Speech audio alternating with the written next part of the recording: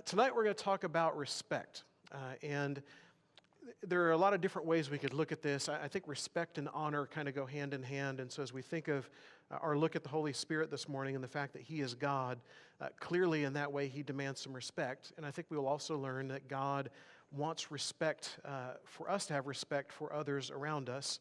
And we'll learn a little bit about what that looks like tonight. So we'll start as we've been starting with definitions. Respect is an act of giving particular attention or consideration. Respect is high or special regard. And I think the second one is probably where we start to get on board with the idea of respect a little bit, because there are people in your life that this is how you feel about them. If they talk, you want to stop and listen a little bit closer. There are people, even people who are famous people or people who are leaders in our culture, some of them, if they come on TV, you will want everybody to be quiet so you can hear what it is that they're saying, or if they wrote an article or a book or whatever, you want to know more about that because you have a respect for them for some reason or another. And then third, and this is how respect shows itself, in expressions of respect or deference. We somehow show this honor to others in what we do and what we say and how we behave around them. And if you don't see this in your own life, you probably see this around you in one way or another. When I think of respect, I a lot of times will think of the changing of the guard at the Tomb of the Unknown Soldier. And how I have been there, I think 3 times now, and each time has been slightly different. And I can remember the first time we were there on a high school field trip, and we were very much coached up by the adults who were there because they understood they were with a group of high school students, no offense, but a group of high school students who's not really accustomed to just staying quiet all the time. And if you don't believe me, by the way, or not to short sell the high school students, I think adults are struggling with this nowadays too. And case in point, I went to Ada's graduation several weeks ago. And in Ada's graduation, I thought to myself, can a group of grown-ups not sit in a room quietly for an hour? And the answer is no, they can't. And it was just this constant kind of murmur that was there. And so they coached us up in the bus ride over to the Tomb of the Unknown Soldier that this is a place of honor and respect. And so from the moment you get off the bus, this is not just getting off the bus on a field trip. This is something that's different. And so we did. We got off the bus and we walked out there, and our group was pretty quiet for the most part. The second time I went, I experienced something much different.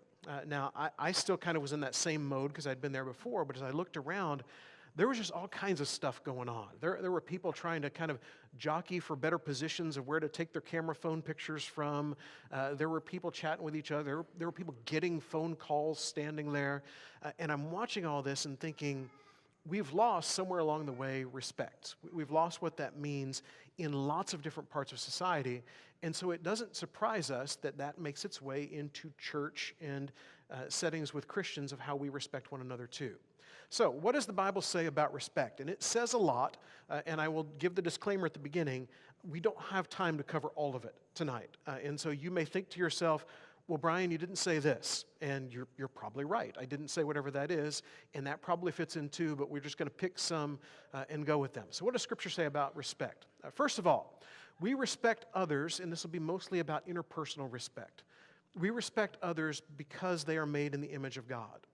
You really don't need a reason beyond that. Now, it's okay that we have reasons beyond that, and we'll look at some of those too. But even if none of the other points were here tonight, this should be enough.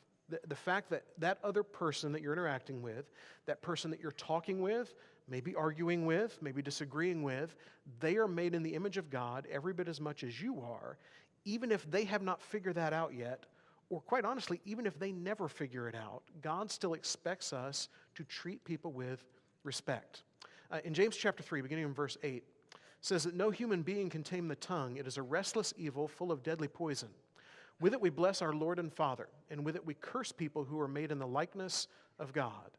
From the same mouth come blessing and cursing. My brothers, these things ought not to be so. We should not be people who in one moment are blessing others, in one moment are praising God, and in another moment are talking in a very different kind of way. Have you ever encountered someone who you have found them in a professional place or maybe in a church place or around certain people, and they talk in a certain way, and then you encounter them in a different place where they're not in that setting, and you are shocked? just absolutely shocked at what you hear. I've had this happen over and over again in life where it seems like vocabularies change entirely. It seems like the attitude changes entirely, or just the way we interact with people changes. And James would say to us, we should have a consistency about that. If you're respectful to God, you should be respectful to others. And if you're respectful to others when they agree with you, or when you like them, or when they have power over you, or whatever it may be, you should be respectful to others regardless of all of that. And so just because they're made in the image of God, we're respectful. We also respect others because Christ is in us. And I think the flip side of this, by the way, is a lot of the people we interact with, Christ is in them too. And so that should be kind of a double layer of respect. But regardless of whether they are or not, we should still be respectful because Jesus lives in us. In Colossians chapter 3, verses 9 and 10, Paul says this, "Do not lie to one another, seeing that you have put off the old self with its practices and put on the new self, which is being renewed in knowledge after the image of its creator." And in verse 11, "Here there is not Greek and Jew, circumcised and uncircumcised, barbarian, Scythian, slave, free, but Christ is all and in all." So because Christ is in us, we treat people the same. And that is everything that our culture does not do. Everybody's got a category now, right? Everybody is identified by whatever that category is, and then based on that category, you decide whether they are worth treating in one way or another. And it's funny because there are groups in our culture that have been maligned at some point in the history of our culture that now almost want to do the same thing back in return to those who have had power in the past, and it's just this back and forth of disrespect. And we tend to do what our culture pushes us to, which is you pick a team. And you're going to be respectful of the people who are on your team and disrespectful of people on the other side. And by the way, even if it's not to their face, what about when we get in our little groups and then talk about that group of people? So there is a disrespect that comes, but because Christ is in us, we shouldn't have that. I don't imagine when it's not a teaching moment for Jesus or when he's trying to call his apostles to something higher, that he just sits around and has gossip sessions about the Pharisees and the teachers of the law and the Sadducees and the religious leaders and all these people who clearly have ill will toward him. I think they're probably discussed at times, but it's about you have to be cautious of this. Don't be like this. Not so much, look at how awful those folks are. Let's just get together and talk about them. That's not who Jesus is.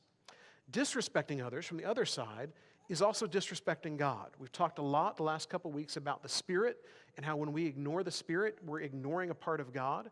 When we disrespect other people, we're disrespecting God.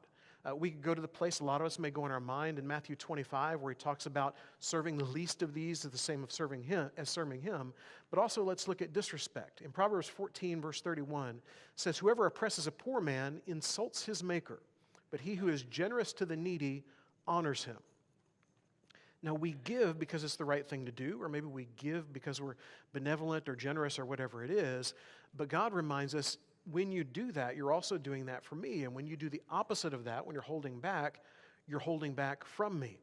And then in Proverbs 17:5, "Whoever mocks the poor insults his maker. He who is glad at calamity will not go unpunished." Now, I think our tendency here is to assume this is talking about someone else. We're kind of like this with Proverbs. We like the good ones or the ones that are half good and half bad. We like to think we're on the good half of it. I want you to think about this verse quite a bit because I know, at least for me personally, at points in life I've been guilty of both of these. There have been times where I have looked at people and I have come up with all of the reasons why they're in the position they're in. And that may or may not be accurate. I have no idea. I don't know what their story is, what's brought them to this point. But for me to mock that group of people, that is an insult to God. And we see this a lot in culture, don't we? We see people mocking other people all the time, and we don't think about the fact it's not just that person, it's God that's being mocked. And then also, we don't want to be people who are glad at, I like the word calamity here, but when things are going badly for others, we don't want to take joy in that, because that's not the way Jesus operated either. We also respect others because God values equality. Now, we have a struggle again in our culture now because everything is about equality and everybody's got to have the same even playing field and all of that. I don't know that we ever reach that goal, but God does want us to treat people equally. It says in Leviticus chapter 19 and verse 15, "You shall do no injustice in court. You shall not be partial to the poor or defer to the great, but in righteousness shall you judge your neighbor, which is to say we should treat people equally. And I think we probably in our culture nowadays assume that this doesn't happen as much as maybe we wish it would. There is an assumption with our judicial system that if you have money or you have power or you're in certain categories, that you have more sway in the court of law than if you don't have those things. And so we see things like that happen in culture where someone has a lot of wealth and is able to get the best lawyers and all of those things, and they tend to get away with stuff where maybe someone at the other end of the spectrum just finds themselves constantly on the wrong side of things. Or in the New Testament, we think of Peter, who's having his eyes open to the idea that the Gentiles are worthwhile in the eyes of God because he has grown up in a culture that says they're not. In Acts 10, verses 34 and 35, it says, Peter says, "Truly I understand that God shows no partiality, but in every nation, anyone who fears him and does what is right is acceptable to him." So all around the world, wherever people are this morning, and I think we see it clearly in some place like Haiti because we have supported that for so long and because there are so many ties there, but any nation you could choose, there are people there that God values just as much as he values you. We are not in some kind of chosen position beyond everything else. God values people. And he wants us to have respect for and honor people as well. And Peter would go further with this idea in his own letter where he says, honor everyone, love the brotherhood, fear God, and honor the emperor in 1 Peter 2. Honor everyone. I don't know about you, but there are some people in our world that are difficult to honor, aren't they? You probably could have come up with a list if I had you come up with one of who do you really struggle liking? Who do you really struggle with if it's a national figure of some kind? They come on the TV and you almost just grit your teeth a little bit, or maybe you immediately change the channel because you do not want to hear the words coming out of their mouth. It's hard to honor that person, isn't it? Who is it when they win or lose an election, you just get upset about the result of that? It's hard to honor that person. There are people within our own families that we just struggle with. It's hard to give honor there. There are people that we feel like, as much as the Pharisees or the religious leaders of Jesus' day were trying to be against Christianity, we feel like there's that in our culture nowadays. And it is hard to give honor there too. And yet God expects us to be people who respect others. And then we also respect members of our family. And maybe this is the other side of things, because sometimes we're really good at doing this outwardly. We're really good at, well, I have to put up the front that says I respect everybody that I interact with and all of that. But then I can let my hair down when I get home. And I can just be who I want to be, and these people are just going to have to deal with it because they're here. We got to respect our family too. And I imagine for a lot of us, this is the more natural thing, and maybe for some of us, this is the place of struggle. But we see that in all different relationships within the family. In Colossians 3, verse 20, children, obey your parents in everything, for this pleases the Lord. So as parents, we like this one. And we'll point to this one and say, okay, kids, obey. This is not because of me, not because I earned it, but because this pleases God. This is who you want to be. But then we also find out, fathers, do not provoke your children lest they become discouraged. And I will tell you, I struggle with this at times. Every now and then, like once or twice a year, my kids do something not exactly in the way I think it should be done. And I will sigh, or I will say their name in not a nice tone, and they will immediately know that Dad is unreasonable and all of those things. And it's hard for me sometimes to remember I'm called to respect every bit as much as they are. And if my first reaction is whatever it may be, I need to be better about that. And I need to realize what that sounds like coming across. And for all of us, by the way, who are parents, you've probably been on the other side of that at some point with some kind of authority, whether it's your own parent or grandparent or a boss or whoever it may be. You know what it feels like to hear that tone. And sometimes it's hard for us to turn that off as parents. And then also, in Ephesians 5, verse 33, let each one of you love his wife as himself, and let the wife see that she respects her husband. So you've got children respecting parents, parents respecting children, and now you have husbands and wives loving and respecting one another. All within the family, there is this respect that is going on. And why do you suppose that is? I think as we talk this morning about the Spirit and the Trinity, about these three that coexist with each other all throughout eternity, this is the way their relationship works. They are constantly respectful of one another within that relationship. We see it when one of them interacts with people in some way, in the way that's written about. We see it in when Jesus is here on earth, the way he has respect for the Father and the way he values what the Spirit does.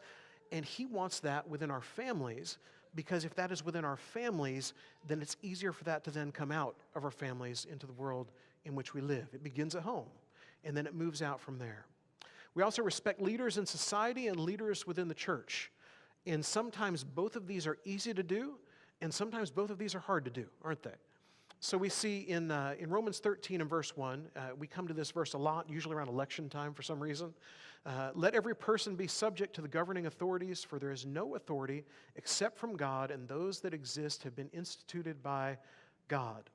It's a very easy verse to read in times of peace. Maybe not quite as easy if you're sitting in the Ukraine this morning. And to know what's going on in your world and to think, well, there's somebody in power over there in that other nation that we don't really care for right now, and what do we do about that?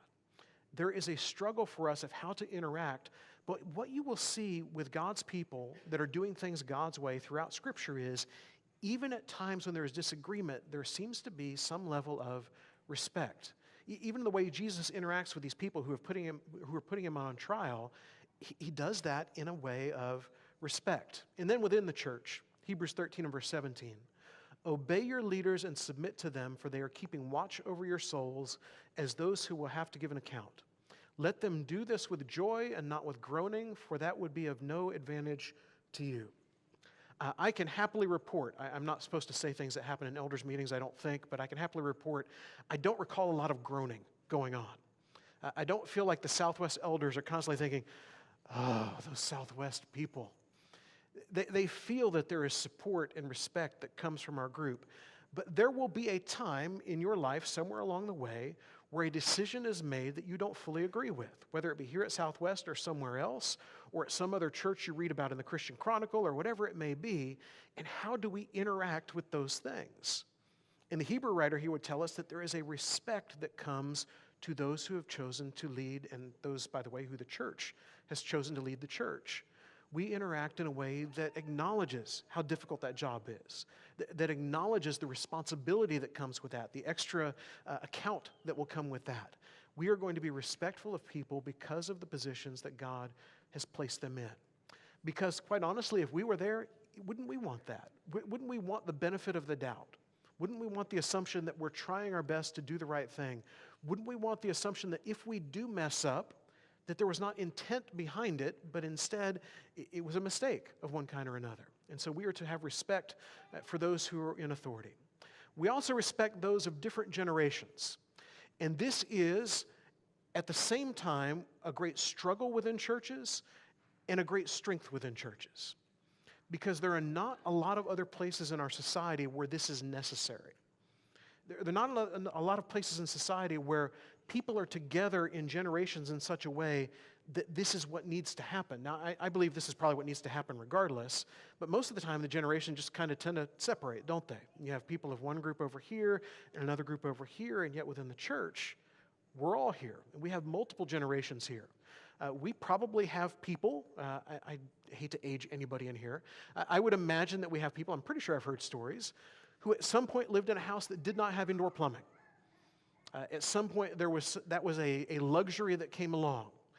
There are probably people here among us who entertainment early on in life, the kind that was powered within your home, started with a radio. And you listen to those things happening on the radio, and you can remember significant events that you heard about on the radio, and then you can remember when that first TV came into your house. And you can remember, if you want to go a generation up, you can remember there was a time where there were either rabbit ears on top of that TV, or there was an antenna that came up out of your house. You can remember a time, for those of you who are closer to my age, when you were the remote control. And you were the one that was sent to the TV to change the channel to whatever channel. And now, kids now don't understand any of that. That's a foreign world to them. You can remember your first microwave oven. You can remember going from standard to automatic transmission. And all of those things are here. I heard it not too long ago, that from the time of Pharaoh all the way up until the mid-1800s, the fastest method of transportation was the chariot. That was it. for hundreds and hundreds and hundreds of years, generation after generation. You get to the mid-1800s, and you now have the locomotive. And it changed everything. You just got to build tracks for it, but you have the steam engine now. And that lasted for less than a century, although I know we still have them.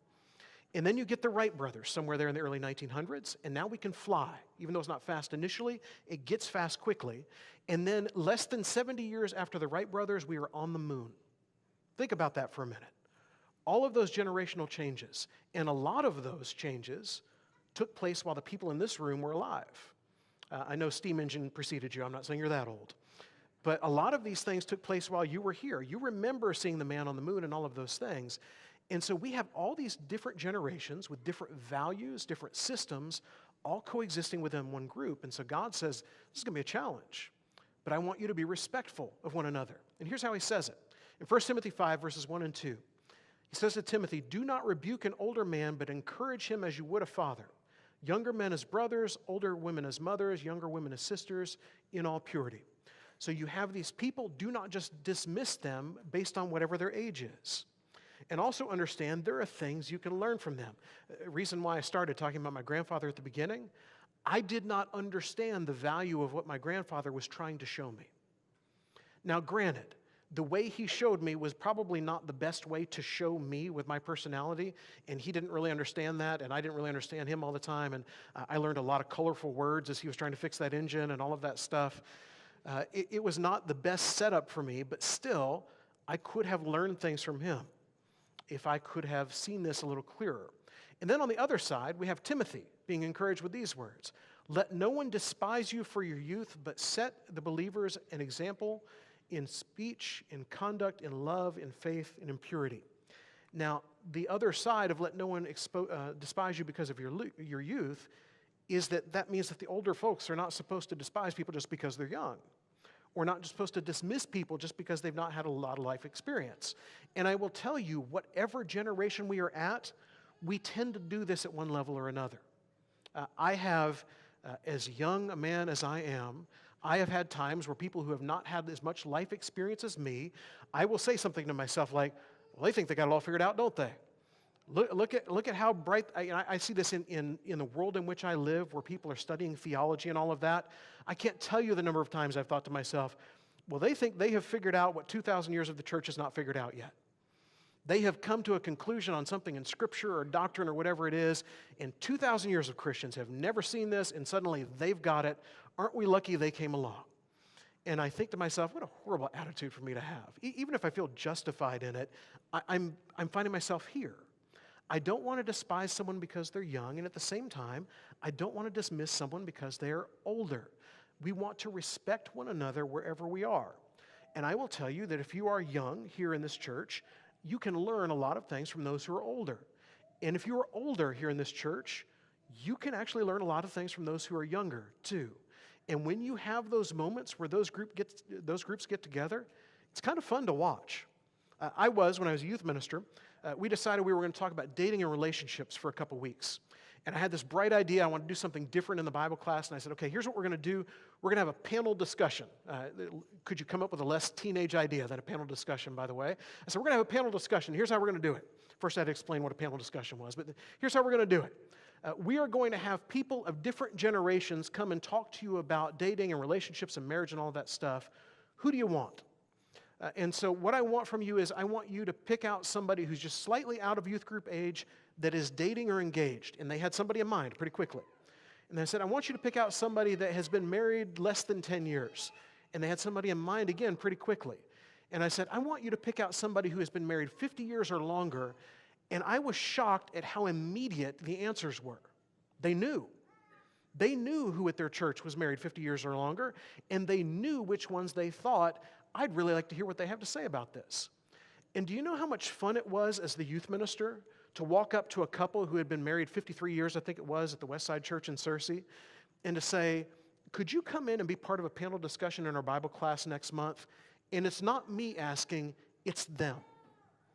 The youth group asked for you by name. And I remember watching Norma Lou, watching her face light up. And suddenly it was no longer about just being asked to be in a class or what are you going to say to a group of teenagers when you're 70, whatever she was. It was that they want to hear from us. And I will tell you that when Norma, Lou, and Kent were sitting there at the panel there in the panel discussion, they hung on every word because they understood this. There are things as younger folks that we can learn from older folks. There are things as older folks we can learn from younger folks. And if, like me, you're in the middle somewhere, which is where I think I'm at, you can learn from both ends of the spectrum. There are all kinds of things we can learn from each other if we have respect for each other. We respect employers, or we respect employees. And again, there are times where this is very easy, and there are times where this is very difficult, aren't there? I had the job for a while at an insurance company of cutting all of the checks. And every check I would cut was substantially bigger than the one I would receive at the end of the week. And it was difficult for me to have a good attitude about that, because everybody there was higher on the totem pole than I was. And I thought, I work as hard as they do, if not harder, and yet here I am kind of stuck where I'm at, getting what I'm making. And I try to be nice and I try to be kind, but I don't always have a great attitude. And then on the other end, if you were an employer, you have had people work for you who are dead weight when it comes to work. You have had people work for you that punch the time clock and show up, assuming they show up when they're supposed to. They may or may not get things done. You don't think you can count on them. And it is hard to respect on either side of that. And I believe the Bible gives us some answers to that as well. In Colossians 3, verse 22, he says, bondservants, and I know there's a lot of language in Scripture about slaves or servants, and we don't know for sure which one is which all the time, but they're pretty interchangeable in that culture as far as how the interaction works. So we'll think of this in terms of employees. Bondservants, obey in everything those who are your earthly masters or bosses, not by way of eye service, which is to say not just when they're watching, as people pleasers, but with sincerity of heart, not fearing them, not fearing what they can do, whether they can cut your pay, fire you, any of those things, but fearing God, fearing the Lord. You're working for them not as men, but you're working for them as if they're God. Whatever you do, work heartily as for the Lord and not for men. And then on the other end of the spectrum, in Colossians 4, verse 1, he finishes this section up here. Masters, treat your bondservants, or employers, treat your employees justly and fairly, knowing that you also have a master in heaven. So you treat them well too. And I think what you will find most of the time is if we do this, if we as employees respect the employer, and if we as employers respect the employee, you will find both ends of that relationship change a little bit and get a little bit better. And if you will find that if we're not just antagonistic or disrespectful with one another, that gets better. You will find that if we want to take it away from slaves and masters, employers, employees, teacher, student, we have a lot of both of those here.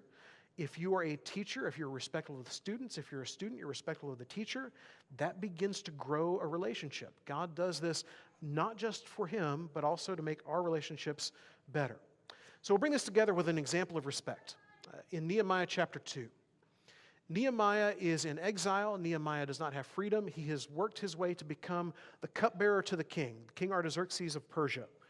And the cupbearer to the king is kind of a big deal in their day and time because you are kind of what stands between that king and being poisoned or assassinated or just good service. It could be any number of things. But you're a valued, close person to the king.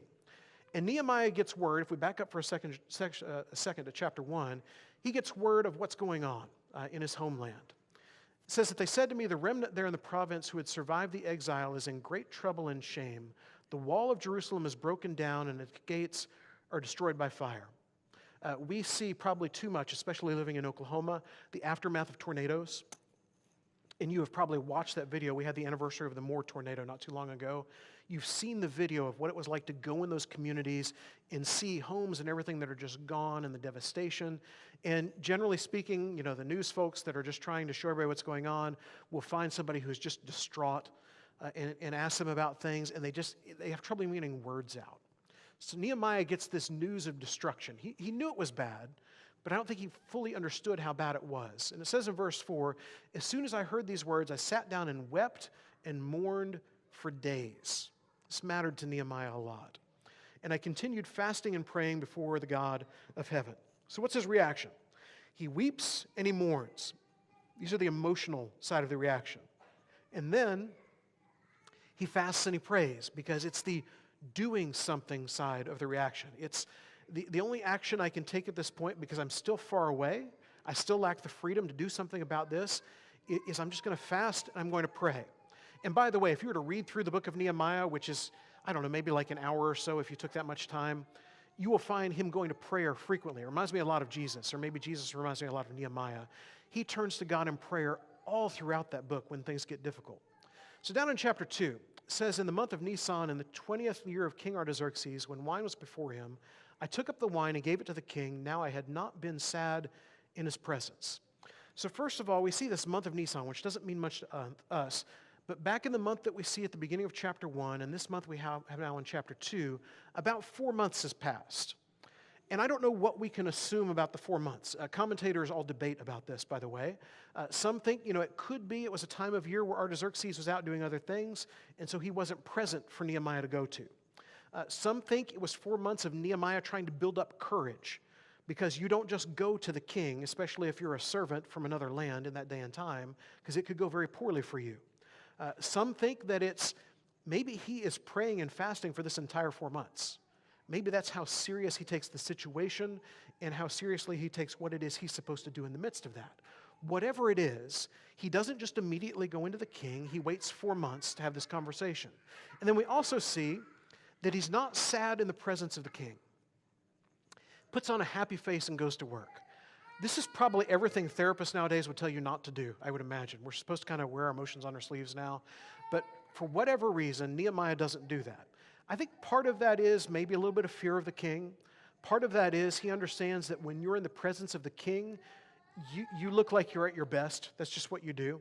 I thought to myself in that changing of the guard there, how many times does somebody show up to work sick just because it's their day to do the changing of the guard and that's their responsibility, so they just go? And for those of you who are here, there are those of you who you have a very low threshold for showing up sick, and those of you who, they would have to drag you away from your office to keep you away from there. Nehemiah puts on a strong face and goes in, and the king doesn't realize for 4 months that anything's wrong. And then we find in verse 2, the king said to me, "Why is your face sad, seeing you are not sick? This is nothing but sadness of the heart." Then I was very much afraid. And so the king has concern. Now what I want you to see, we're going to bring all this together in a second, through this story is this very interesting respect in both directions that is going on between Nehemiah and the king. Because with the king, you have all of the cultural reasons not to respect Nehemiah.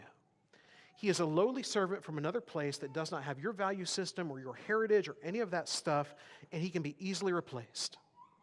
And everything would tell you, you don't even acknowledge who he is. It doesn't matter. And then from the other side, you have Nehemiah, who has been taken from his home, and his value system doesn't matter in the place that he is. He doesn't have freedom. He's concerned about his homeland, but can't do anything about it because he's stuck there where he is. And these guys both have every reason to just be annoyed, frustrated, upset, disrespectful of the others. But in this interaction already, just in 2 verses, you see this mutual respect going back and forth. So the king, who doesn't have to notice anything, notices. And Nehemiah fears, maybe at least a little bit, because you're supposed to not let the king notice that something's up, and he just can't hide it anymore. So I said to the king, "Let the king live forever. Why should not my face be sad when the city, the place of my father's graves, lies in ruins, and its gates have been destroyed by fire?" But notice where he begins. Let the king live forever. The way we might hear it nowadays, long live the king. Even in the midst of all the sorrow, he recognizes there is a time here still to show respect. I'm still going to go with all of the things we do customarily to let the king know he's respected, but then I'm going to tell him what's really going on and why I'm really sad. So the king said to me, "What are you requesting?" So I prayed to the God of heaven. And so once again, he turns back to prayer. I don't know for sure whether he was praying and fasting for that 4 months. I tend to think he was. But even the 4 months of praying and fasting is not enough for Nehemiah. What have we prayed and fasted about for 4 months? How many things? I was in the chorus at Harding when I was a college student. And in chorus, we would begin the day with prayer requests. And the director would get up and he would say, "Does anybody have any prayer requests?" And people would start naming off things. And it started to become this thing where it's almost, As people have something to say, then more people jump in and more people jump in. And we hit a point after about 2 weeks of class where it was about 15 or 20 minutes of prayer requests. There were about 80 people in the chorus, and everybody had something going on. And so one day he got up and he said, okay, we're going to take prayer requests, but here's my request of you. Don't mention one unless you've been praying about it for the last week, unless you just found out about it today. If you've been praying about it for a week, you've known about it, then mention it, and we'll pray about it. Or if you just found out about it today and it's weighing on your heart, we'll pray about it. But otherwise, don't mention it. There were like 3 that day. And we realized very quickly, we're not all praying as much as we need to. Nehemiah prays for these 4 months, but it's not enough. And so he goes back to prayer again. And then he comes back with a request. He says, if it pleases the king, and if your servant has found favor in your sight, that you send me to Judah, the city of my father's graves, that I may rebuild it. Pretty bold request, isn't it? But notice the way he starts it. If it pleases the king. Now, I don't know about you, but there's a small piece of me, the defiant, difficult to deal with Brian, that would say, you know, I've done everything this guy has asked me to do. I've been dragged from my homeland. I see what's happening there, and I want to fix it. I quite honestly don't care if this pleases the king or not. You who unjustly has taken all of us away, although I know the Babylonians did that, but they've kind of inherited that problem.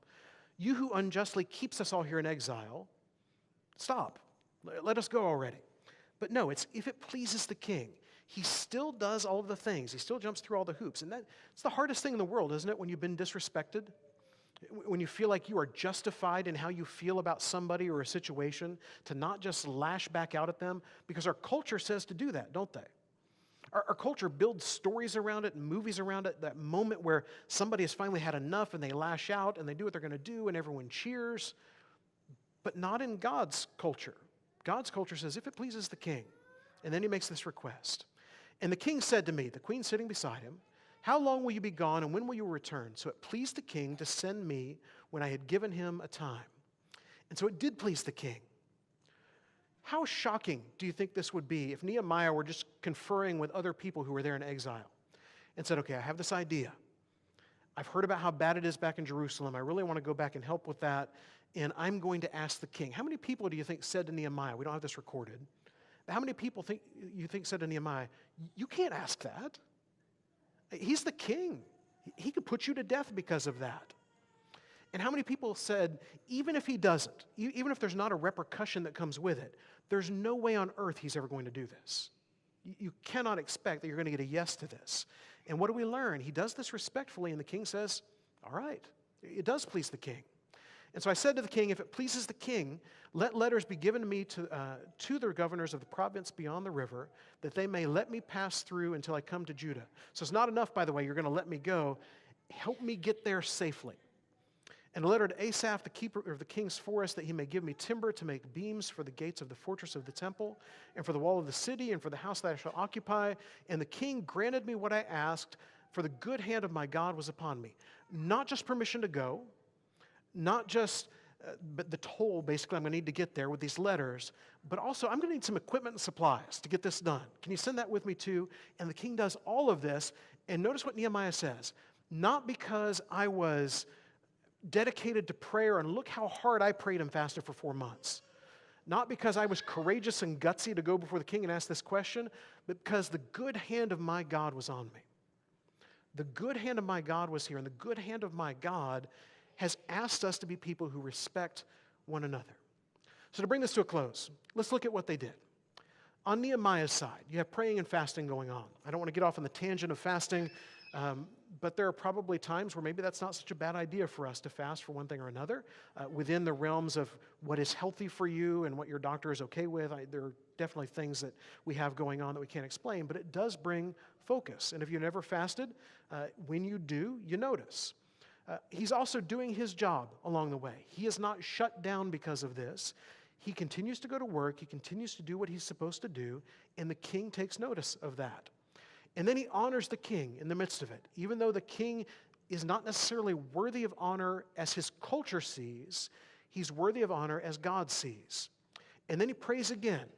Praying is something that's going on throughout this process. It doesn't just, we're going to pray about this a lot and then hope it takes off well and then go. He keeps coming back to prayer. And then he provides details. He doesn't have to do this, but he feels like the king is asking questions. I'm going to lay it all out. This is what I'm going to do. This is how long I'll be gone. This is what I need. And the king responds in a good way. And then from the king's side, you have genuine concern. If there are people in our lives we don't have genuine concern for, I don't believe we're seeing them the way that God sees them. We are not seeing them as people made in his image. And then he asks questions, which is going to involve listening. He's going to have to listen to what Nehemiah has to say. How often do you think a king, especially in that day and time, genuinely listens to what one of the servants has to say? But what we learn from Artaxerxes here is he does. He listens to what Nehemiah says and he responds by giving assistance. He's going to do that. And the reason all of these things happen from both Nehemiah and from Artaxerxes is respect. They have respect for each other. And I would submit to you that maybe sometimes when we have relationships, whether it's family relationships, church relationships, relationships with neighbors, relationships with coworkers, bosses, employees, whatever it may be, when those relationships are falling apart, one of the integral pieces of putting that back together is respect. God has called us to be people who respect one another. And when we do that kind of respect with one another, we're also respecting him. So tonight, if you don't feel respected, that is not the way that God designed you to be. God designed you to be respected by others because he created you. And at the same time, if you are someone who does not show respect to others, you're not off the hook. You have to show respect to other people if for no other reason, because they're made in the image of God. And if we are a church that shows this kind of respect, we're going to have a hard time keeping people out of here because they're going to want to know more about what that is all about and why that matters in our lives. And this is one of those places, by the way, that we can take this out into our world every day as we interact with others. And we show respect for people who are around us. Tonight, the God that had taught us to respect demands our respect as well. And yet he still loves us enough that he has sent his son to die for us, to be an example of respect, and to be a sacrifice so that we can live with him. If you need to come to him tonight, or if you have felt along the way that you have fallen away, and you need to be reminded that God has a respect for you and wants you to have a respect for him and to bring that relationship back together, please come while we stand and sing.